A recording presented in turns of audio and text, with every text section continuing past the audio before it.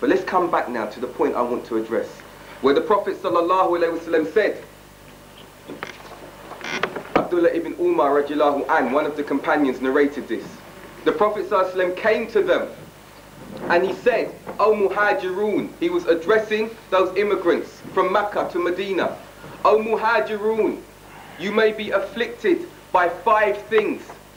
Listen carefully now, we know who the Sahaba are. You may be afflicted by 5 things. And then he said, Allah forbid. In the 60s, we heard of VD. And everyone was panicking because we had this sexual revolution in the 60s. Then we hit the 70s and they were able to treat this syphilis, this VD. Then we had herpes. Herpes complex. Herpes simplex is the cold sore. Herpes complex, the one that you get from sleeping around. Then we heard of the likes of Ebola. And then we heard of the like of which we'd never ever heard in the whole history of mankind. A disease that breaks down the immune system. AIDS. So, proof attesting to the truthfulness of the statement of our Messenger sallallahu alaihi wasallam. If fornication should become widespread. And let's look at the fornication now. Let's look at the 12-year-olds in this society. Promiscuous 12-year-olds. And some might say enemy to Islam, but oh, you can marry at 12 in Islam. Yes, you can marry at 12. But fornication, illicit sexual intercourse, 12-year-olds having babies, so she must have slept with someone at the age of 11.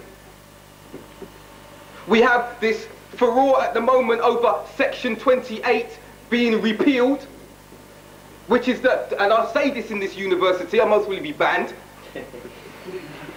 but this Section 28 where they want to repeal the laws so that you can all come, not us, they can come out.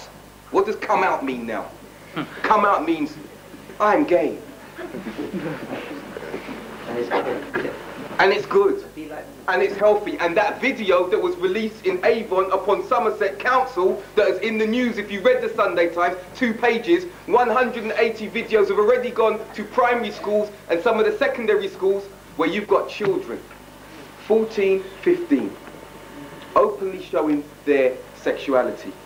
You've got one individual standing there telling an audience, if you're not sure of what you like, experiment with both.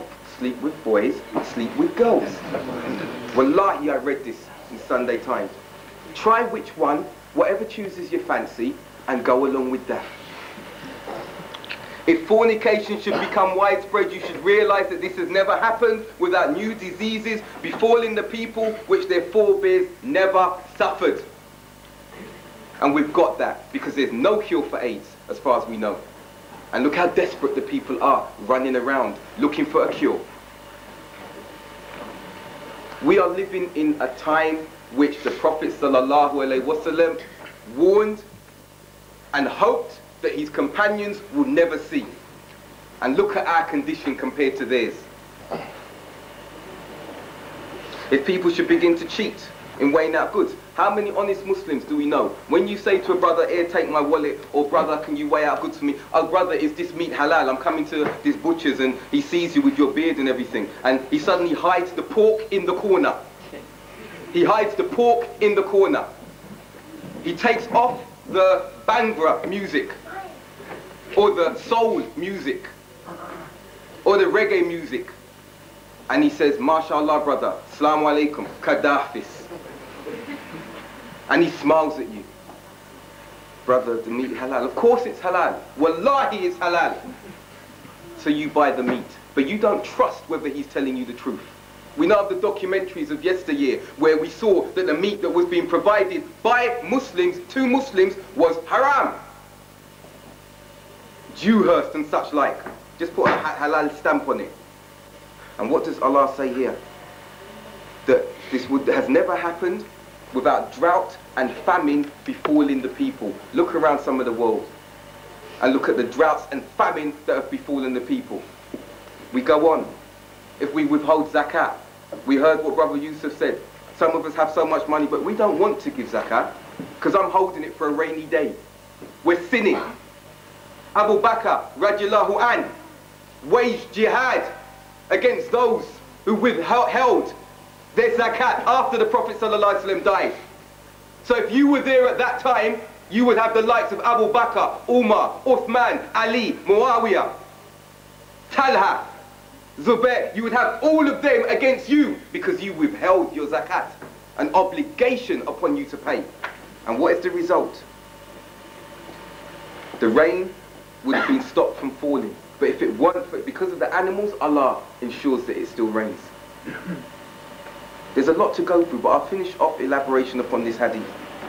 If the people should break their covenant with Allah and His Messenger, you should realize that this has never happened without Allah sending an enemy against them to take some of their possessions by force. Our brother mentioned in the preceding talk, beautiful narration, where it described that the Muslims would be so numerous like the scum of the ocean, and that Allah would have taken out of their hearts wahan, placed in our hearts wahan.